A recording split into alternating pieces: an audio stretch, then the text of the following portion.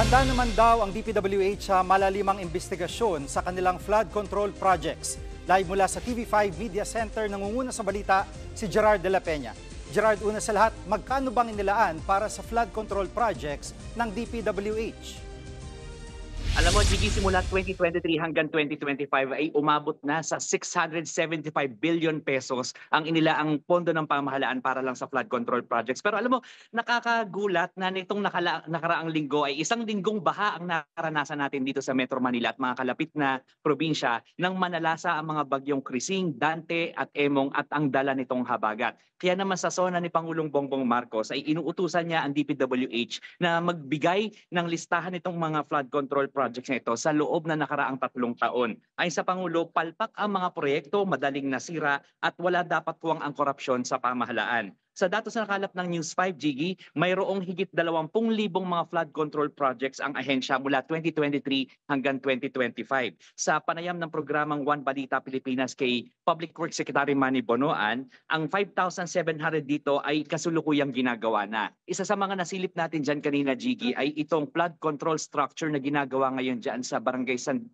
Dionisio sa Parañaque. Ongoing ito, 70 million pesos ang pondo dito. Pero dapat March natapos na ito, pero hanggang sa ngayon ay ongoing pa rin ang pagpapagawa dito. Gayun din yung flood control structure dyan sa bandang Marulas Creek, dyan din sa Parañaque, ay 70 million din ang pondo rito at hanggang ngayon ay ginagawa pa rin ito. Ang flood control structure naman sa Barangay Manuyo 2 sa Las Piñas, dyan sa Gatchalian Subdivision, nakita natin ito sa listahan pero alam mo nang dinaanan natin ito kanina, hindi ito alam ng barangay pero medyo malaki ang pondong nakalaan dito, 21 million pesos ang pondo dito and yet hindi nila alam kung nasimulan na ba ito o tapos na or kung ano mang status ng proyektong ito. Gayun din doon sa isa pang parte niyang subdivision, may nakita tayong booster pump. Yun yata yung tinutukoy nila pero hindi rin sila sigurado. At sinisisi pa nga nila itong booster pump na ito dahil hindi naman daw gumagana kapag umuulan dahil nga sa dami ng basura sa creek. Sa datos ng DPWH, mahigit 1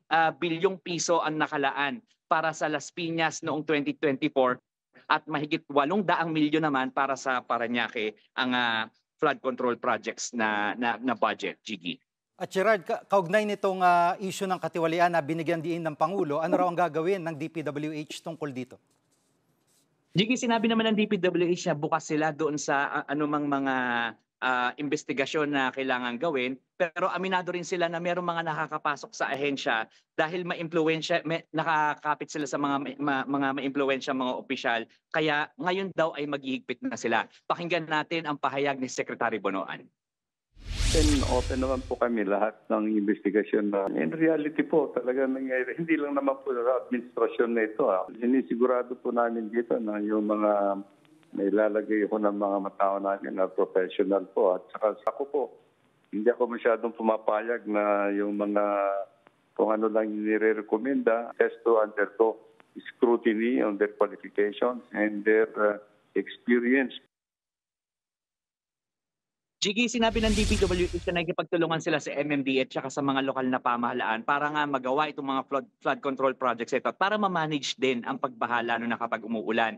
Sabi naman ng MMDA ay mas mabilis na ngayon yung clean up kapag natatapos itong mga malalakas na ulan at pagbagyo dahil gumagamit na sila ng heavy equipment. Gigi. Yan pong ulat ni Gerard de la Peña. Mga kapatid, Gigi Manikad po, pagdating sa mahalagang balita sa loob at labas ng bansa, dapat una sa lahat, mag-follow at mag-subscribe na sa social media pages ng News 5.